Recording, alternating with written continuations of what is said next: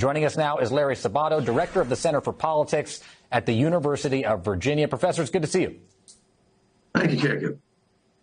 Let's start with Virginia governor. You have the unique advantage of being local with a perspective on national trends.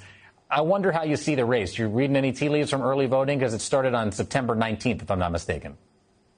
Yes, we have a very early system here and a lengthy system here. Look, there hasn't been a single nonpartisan poll, that is with a sponsor that does not lean to either party, that has had Spanberger behind.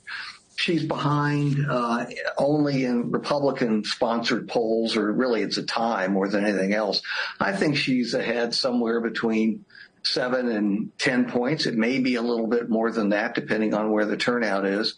The early voting is usually tilted to Democrats. Exactly how tilted, it's tough to say from the data that we have available. But you would rather be Spanberger at this point than you would be Winsome Earl-Sears, very much so. This is, I think it's fair to say that this is the first ballot test in a purple state of how voters feel about 10 months of Donald Trump. What is it that you're looking for exactly in terms of trend lines that you could extrapolate out to the midterms, especially with the control of Congress potentially hanging in the balance?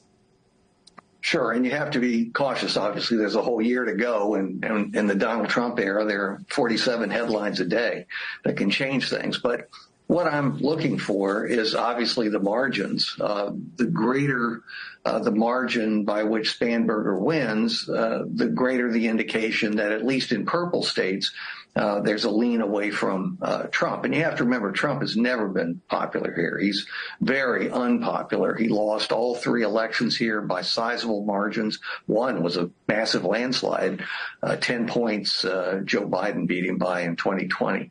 So there's nothing unusual about Trump being unpopular in Virginia, but I think he's even more unpopular than normally.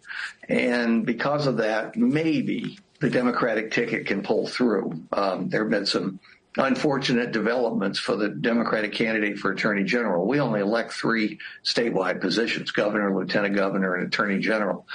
The more interesting thing, Jacob, that nobody focuses on is that all 100 seats in the House of Delegates are up. Right now, Democrats control it 51-49. If they're going to pull off this redistricting scheme that they have proposed, and it was kept pretty quiet, and it's fascinating, they need a few extra seats. They need a cushion there come January, when the new General Assembly is sworn in.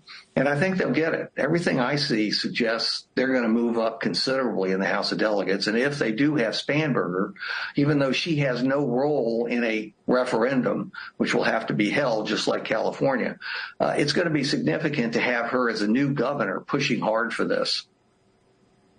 Professor Larry Sabato, it's great to see you. Thank you so much. Have a good weekend. You too.